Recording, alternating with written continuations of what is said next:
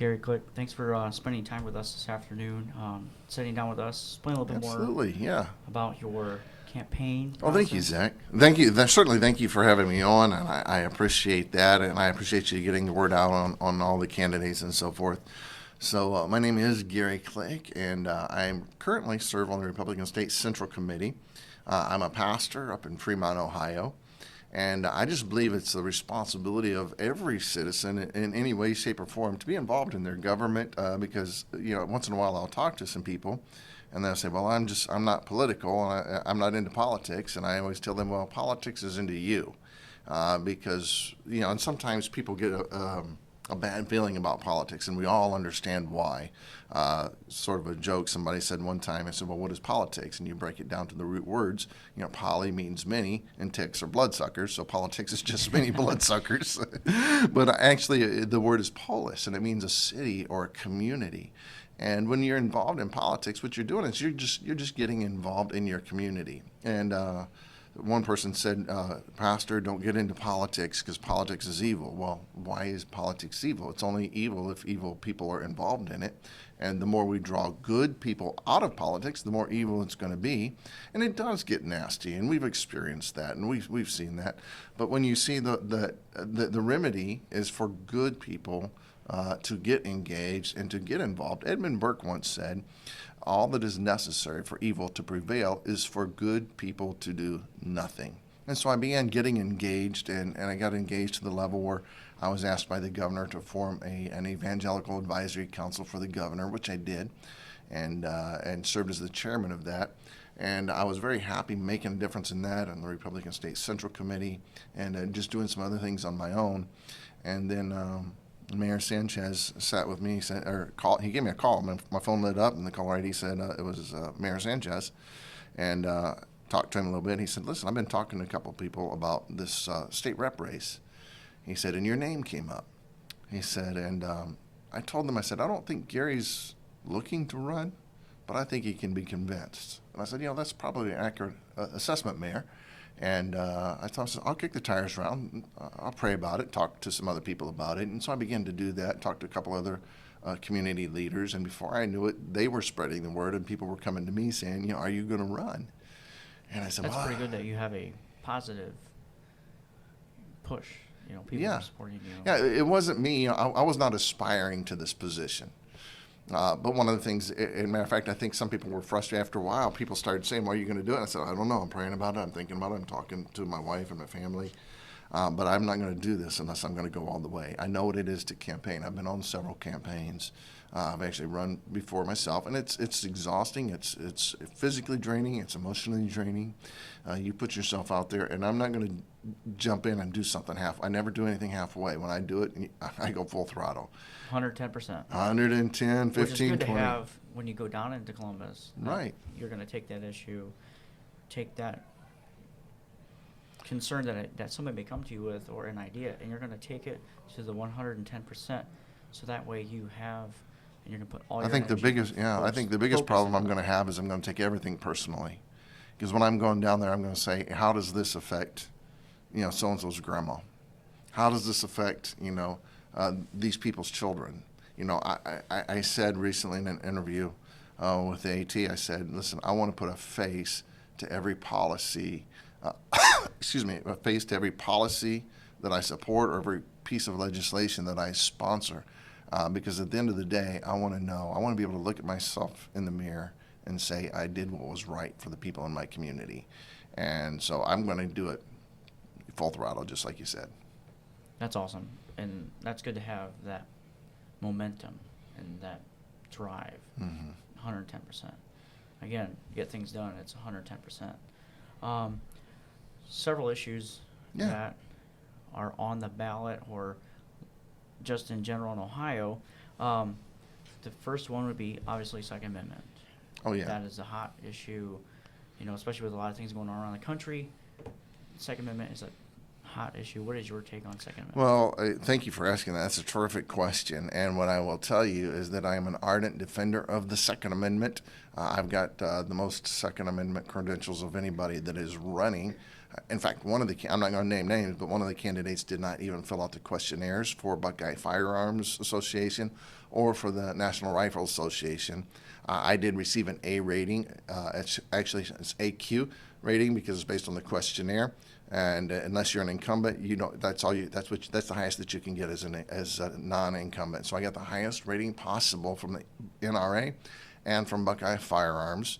One of the candidates did not even fill out the questionnaire. The other candidate got the same as what I did, and I congratulate him on that. The difference is that beyond that, even before this, one of the things our church does is every year we host CCW classes, and we teach people how to use firearms responsibly. I have a retired lieutenant from the Sandusky City Police Department comes in and teaches the classes, teaches personal safety, teaches firearm safety. I've put my boys, since my boys were young, when they were in elementary, I put guns in their hands and taught them how to use them safely, took the mystery out of it, and taught them safety along the way. So I've got the credentials. I even went to Faster Saves Lives training, which is a part of Buckeye Firearms for educators to teach them how to safely use weapons in a closed environment.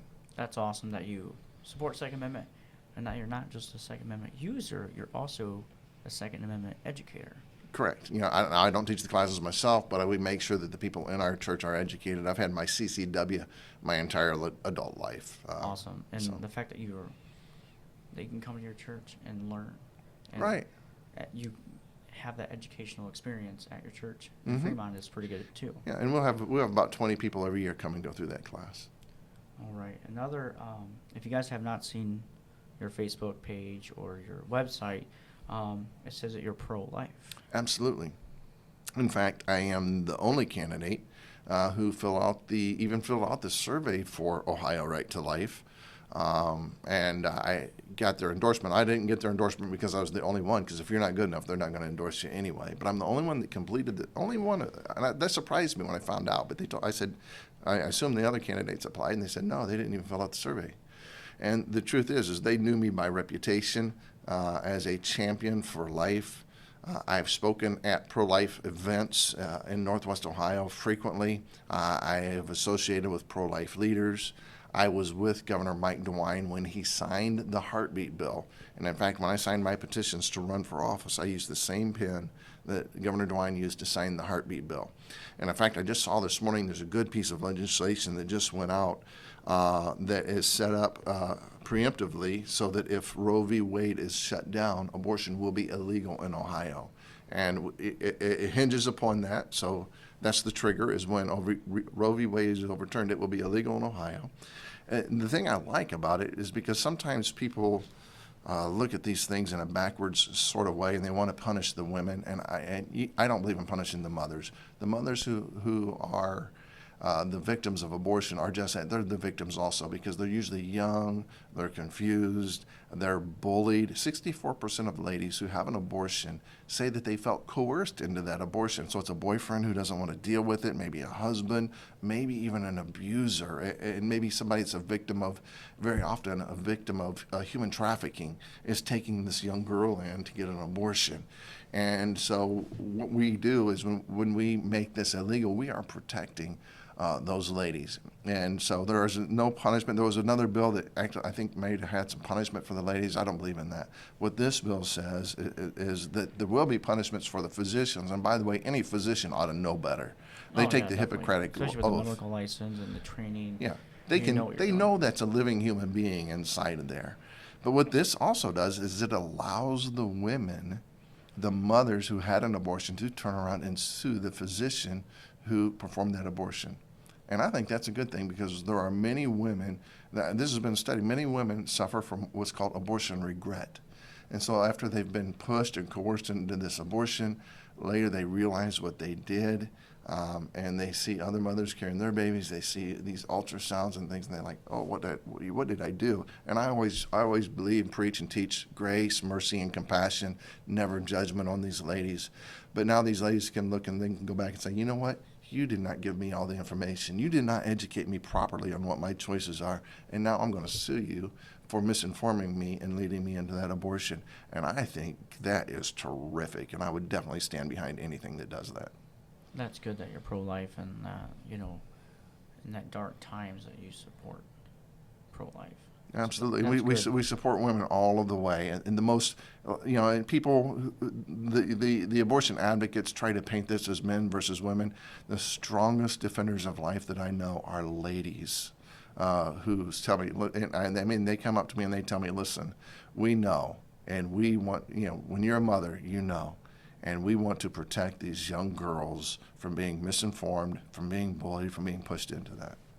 And that's good that you're pro-life, but you're supporting, educating Yes, absolutely. the women to understand what they're doing, and people that don't do that would get punished. especially that Everything we do has medical got to be field. with compassion. Correct. Totally understand that.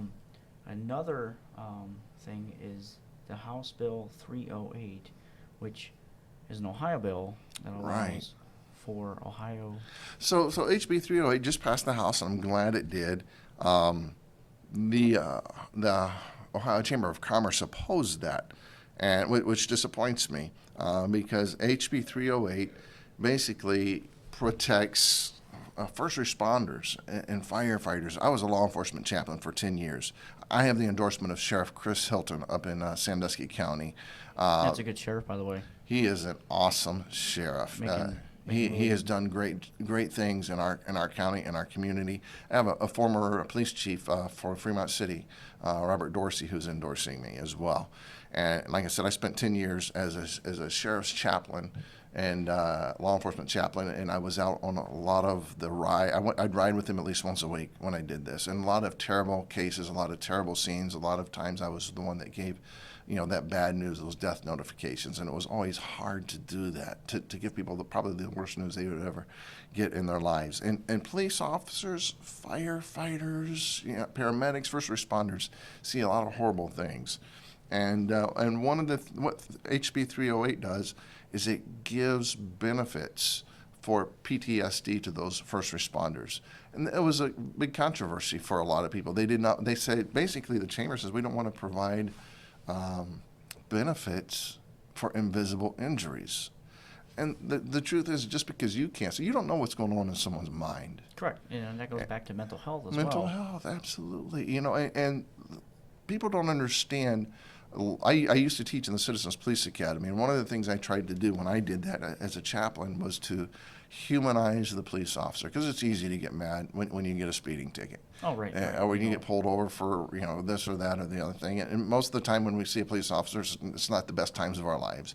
But you don't understand what they may have been through that day, what scene they might have been on, who they pulled out of a vehicle, or what murder scene that they've been on. I mean, some of my guys had to go into the woods and find these young ladies where their father, took their lives and then committed suicide. And if you think that just because they have a badge on, they don't feel that, that is absolutely not true. They feel that. Is in everybody. I mean, exactly. Badge or no badge. Badge or no badge, uniform or no uniform, we all feel those things. At the end of the day, we're all human and we all have emotion. And the problem is a lot of times, you and I can be looking at each other right now and say, hey, man, he's wearing a smile, he looks happy, but not know what's going on inside. Correct. And sometimes when people commit suicide, and first responders have a high rate of suicide. Right. And right now, it's really high in law enforcement. Yes. Suicide. And, I know agencies are taking steps into preventing Right, absolutely. these things. But that's awesome that you support 308 and allowing first responders. They deserve those benefits. And they're out there. Listen, they got my back. They got your back. And when the time comes, I'm going to have their back. That's awesome. Even, being in the first responder field and being on scenes and doing some media stuff as well, I do see a lot of scenes, and I've talked to a lot of officers. I have a lot of friends in the first responder field absolutely. that love that you supporting the House Bill 308. Great, wonderful. Well, you let them So know I got their hopefully, back. Once you get in office, that's one of the top priorities you have, especially a lot of people that listen to this podcast are in the first responder field, or they know a lot of first responders, because a lot of people volunteer in Ohio, so it's not just the professionals, it's not the people that are getting paid, it's the person that is volunteer all the way up to the chaplains. Even yourself. Oh, absolutely. Have dealt with that stuff. Well, hopefully this is all taken care of before I get there, but if it's not, I'm going to be on top of it. Awesome, good. One of the other things that you today that was talked about, and if you were not attending, I will have some audio posted of his speech here at the Good Shepherd Homes Voters Forum that was earlier today. One of the things you talked about was House Bill 401. Yes. Can you explain a little bit more about what Well, so House Bill 401 HB is? 401, it was a question that came from the audience, and I don't even know that I got to address that because it was asked of somebody else. But the truth is I stand behind HB 401. HB 401, this has to do with the invasive wind turbines. And in fact, on my page, I did one of those live videos. I was in Toledo one day, and I asked Google. I don't want to say it now because she'll wake up and start answering me here. But I asked, what's the tallest building in Toledo? And it was the third building, and at One Seagate Plaza. And so I went there. And it's 411 feet tall, and most people understand this whole deal with the anti-wind movement in Seneca County. And there are groups that want to bring in these, and they're not just the cute small little windmills. No, these are massive industrial machines over 600 feet tall. Keep in mind, the tallest building in Toledo is 411 feet. That's pretty tall. That's 600. humongous. It is humongous. And they want to put, I think they wanted to put up to 300 of those in a 250 square mile radius.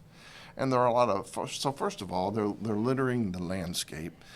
You can see videos of these things catching on fire all the time. I don't think there's a unit in our county or in our district that can put out a fire 600 feet in the air.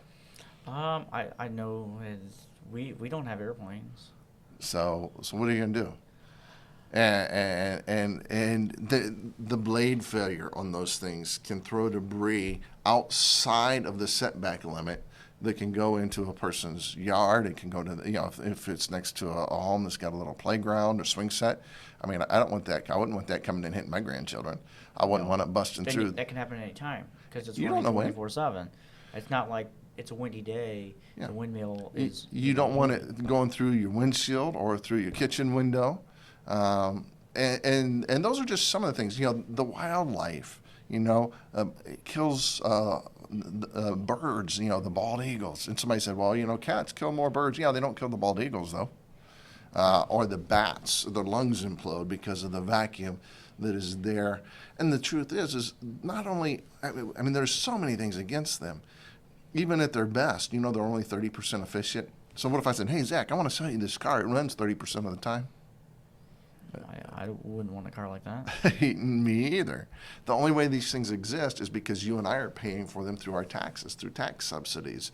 And they're not even, because they're supposed to be, eco-friendly. They're supposed to be green, but they're not, because then they have all these blades. When these blades are no good and retired, they get thrown into the landfills. And they take, I don't know, thousands of years to even, decay. And it's just not worth it. There's no actual benefit to these things. But HB 401 says, if there's a community that wants it, they can have it. But on the township level, the people have the right to vote on a referendum and say, we want these or we don't want these. The problem is a few people will profit, the leaseholders, a few people profit, but the whole community pays for these. And that's why the leaders in the Seneca Anti-Wind Union asked me, they said, Gary, would you go and testify in favor of HB 401, which gives a voice to the residents in the community? I said I would be happy to, and I was able to go and do that. I'm the only candidate who's done that. That's awesome. And I know last year that was a big, huge topic here in Seneca County. The windmills, I know Chris Eicholtz and his team did a very awesome job. Chris has endorsed me. That's awesome. He's from the Republic area, the east side of Seneca County. His team did a phenomenal job at fighting off the Seneca wind farm here in Seneca County. So, he did his research. He spent hours and hours learning about this because he wanted to. That entire group deserves our thanks and our praise, every one of them. That's awesome. And a fact that maybe the general public may not know is when you call for, say there's an accident at 19 and 224. There's always crashes there all the time, as you can see in the paper and on social media. I've seen some of them. I was just there the other day, and there was an accident there. right? There's a lot of accidents there. So, being a first responder, you may have to call in Lifeline. Mm-hmm. Lifeline may not fly because of that. Within or a, may within a delay mile, the they cannot land within a response. mile of one of those wind turbines. Is what I So understand. when you think about mile, you got to think air miles. It's a Mhm. little different than us driving our car down Right. the road. And air miles actually looks a lot bigger on paper. For those who may have a drone license or have a FAA license, may understand this a little bit more. But 1 mile per wind turbine is pretty large. If So there's if you're in an 300 of them in a accident, 250-mile radius, what does that tell you? that's a lot. So if you have a crash at 19 to 224 and the first responders are calling for Lifeline, where would you land the Lifeline? You would have to then go to the hospital. And you know, sometimes minutes make the difference. Minutes do make a difference, especially in a very fast-paced environment. You have minutes, seconds to decide what the next step is going to be. And you know that as a first responder personally. Yeah, definitely you got to make decisions quickly and fast. But that's one of my biggest takes with when farms is if I have to call Lifeline, or let's say Republic Fire has to call Lifeline, or Bloomville, or Attica, or Fremont, or Tiffin have to Mhm. call in a bird for support because your life is on the Right. line. They need to get you up to Toledo or Cleveland fast. You can't drive So fast enough. ultimately, these wind turbines could cost somebody their life. Right, and that's something that I would want to stress out there throughout Not only this. could, but likely to. Correct. You are correct. Definitely seconds count. That wind term, how much money or what is that wind turbine doing? It's actually causing a negative effect. And It's just not. It's too just many not worth negatives. it. It's just not worth it. Correct. Totally understand. All right. Moving on. Some of your campaign flyers. You want to talk a little bit about your endorsements? Yeah. So, my opponents are great guys, but they get very upset about my endorsements. You have a lot here on the sheet. I mean, there's a That's lot here. that's why they get upset. And like I said, they're nice guys, and I guess if they had all the endorsements, I'd be upset too. So I don't want to blame them for that. But it really an endorsement. So let's just address this. What's an endorsement? What is an For the people that endorsement? may not know what an So endorsement I is. had a lady call me one time and say, I hear my favorite candidate is not going to be on the ballot because they're endorsing the other person. I said, no, that's absolutely not true. You can still vote for anyone you want. Sometimes people say, well, I don't need other people telling me who to vote for. Nobody's telling you who to vote for. Every candidate is still on the ballot. But I'm in a position where I've sometimes hire people and I sometimes fire people. I have only had to fire a few people. Don't like it, but sometimes it's got to be done. But I've hired people and several times. When I hire somebody, you know what I look for is references. I want to know who speaks highly of this person. And what's always the best is if somebody that I know and I trust recommends them. If someone that I know and I trust recommends them, then that gives me good cause to trust in them myself and to hire them. Right. And so an endorsement is nothing more than a reference. That's all it is. And now sometimes people pay with endorsements and they give you, none of mine are paying me any money or giving me any money. They're just saying, you know what, I'm recommending Gary Click. Because the truth They is, like your views. They like what you're supporting. they like what I believe and they like my work ethic. They see how effective I've been and they see what I've done. They have seen me over a period of time investing in the community. And so every one of these, whether it's Mayor Sanchez, whether it's Sheriff Chris Hilton, it's Governor Mike DeWine or Lieutenant Governor John Husted, Kevin Strecker in Bellevue or Scott Black and Clyde, Tyre Tracy in Woodville, all of these different mayors, every mayor that is endorsing has endorsed me. Now, there were a few mayors who say, I just want to stay out of that and I don't want to endorse. And I totally respect that from every one of Right, them. especially, in their position. Yeah. They They do whatever they feels right to them. But I am the only one that has any mayoral endorsements. Almost every mayor in the community has endorsed me. And then the auditor, Jerry Miller, up in Sandusky County, not only does she endorse me, but she's my treasurer. And so that lends a lot of weight. to this. The auditor of the state, Keith Faber, has endorsed me. He's watched me. What some people locally don't know is the influence that I've had, not just here in our district, but I've had influence all around the state, standing up for values, working for conservative Republican values. I'm the only complete conservative on the ticket. I'm not just a fiscal conservative. I am fiscally conservative, but I'm also I'm socially conservative. So I call that a complete conservative. But I have some Democrat friends who are supporting me, and they say, because Gary, you're also a common sense conservative. And there are times when you have to work across the aisle, and you've got that kind of a personality and that attitude where you can. And that's what I've told some of my friends. I said, let's, that maybe on the other side of the aisle, or even Republicans who have different views on me. I said, let's start with what we agree on. Start with what we agree on, because there's going to be things that we all can agree on. Let's work there, and then we'll work our way out to the things that we don't agree on. Our problem in politics so many times is we start with what we don't agree on, and then we yell and we scream and we moan and we complain to each other, and then we can never get to the things that we agree on that can help the whole community. And so I think if we start with what we agree on and we build relationships in those areas, then by the time we get to the things that we disagree on, we're able to have civil conversations and maybe to make some kind of a progress along the route. In the politic world, that's bipartisan support, because you started with agreements working out to disagreements. Right. And 85% of the legislation in Columbus is bipartisan. That does not make the news. What makes listen, they don't report on, hey, everybody got along, they shook hands, they went out to dinner, they hugged each other and said goodnight. That doesn't get reported. What gets reported is... That typically doesn't get reported in the mainstream media anyways. No. So what they do is they want to report on the things where we're fighting, where people are bickering and going at each other. That's what makes the headlines. But if we're going to get something done, you have to be able to look at the person that doesn't agree with you and have a decent conversation. And so the people on the state level who have endorsed me and on the local level who have endorsed me, they've watched me do that. And I'm a Trump supporter. In fact, I'm a 2020 delegate for Trump. I'm the only candidate that's allowed to even speak at the Trump victory events because of my endorsement. But at the same time, I have people that don't like Trump that like me. That's good. People should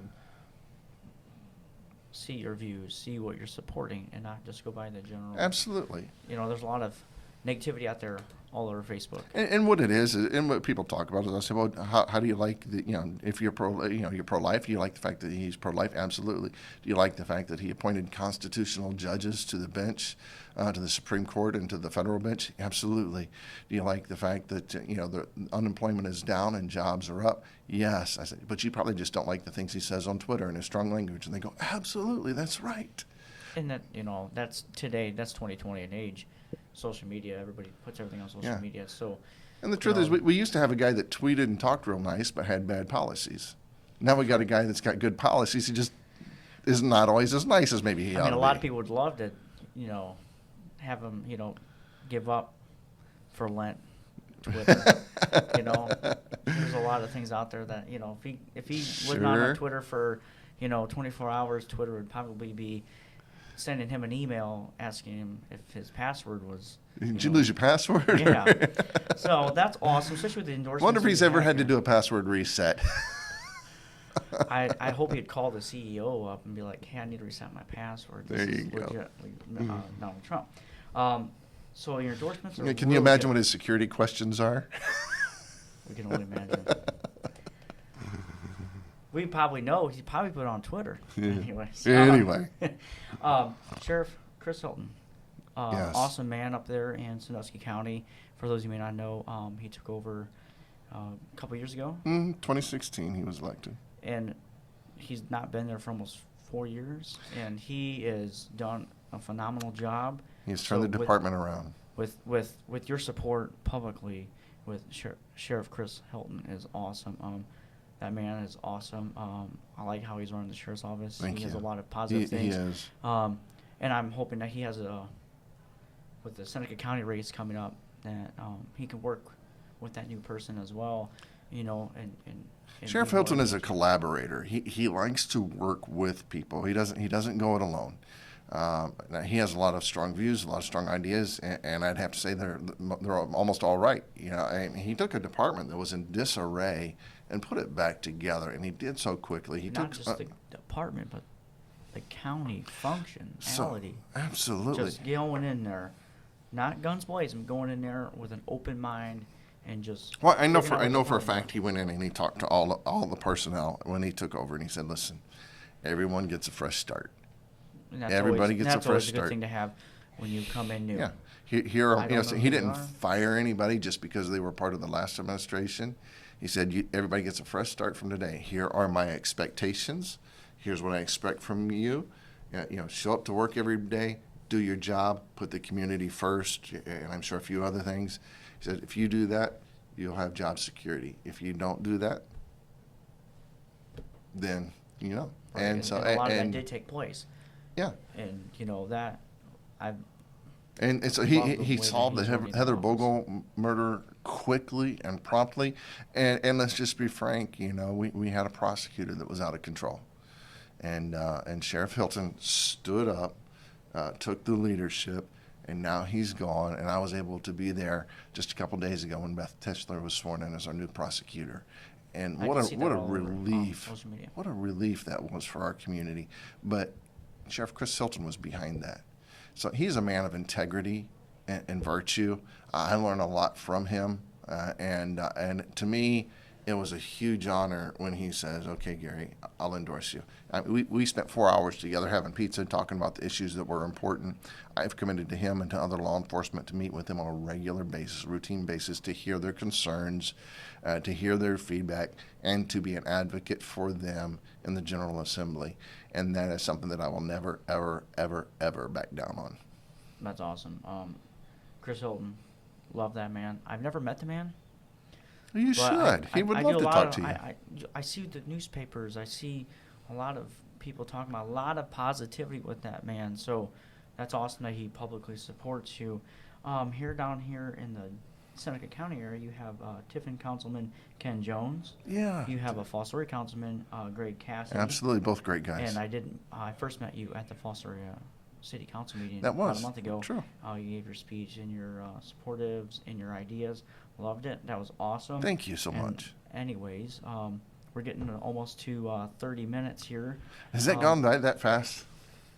It's pretty crazy when you just start talking. That's a short sermon for me. Yeah, yeah. We've been to a lot of speeches with watching you and stuff like that. Again, thanks for coming down. Thank you for having me, Zach. No problem. Again, March 17th. March 7th, St. Patrick's Day. So before you go out and celebrate, you got to go to the polls. Absolutely. Go to the polls. And obviously, early voting has already begun. So if you're an early voter, you know, remember to click the ticket for click. Or somebody else said pick click. Somebody else said it just clicks. Everybody wants to make puns based on my name. Whatever it takes for you to remember click, C-L-I-C-K, please vote for me on St. Patrick's Day or sooner. And I would greatly appreciate it, and I won't let you down. No problem. Anytime. Thanks for taking time out of your busy campaign, your busy scheduling. I know we're almost 1 or 2 weeks away from March Yes, 17th. less than so 2 weeks. Thanks for coming down and hanging out with me today this All right. afternoon. Hey, God bless you.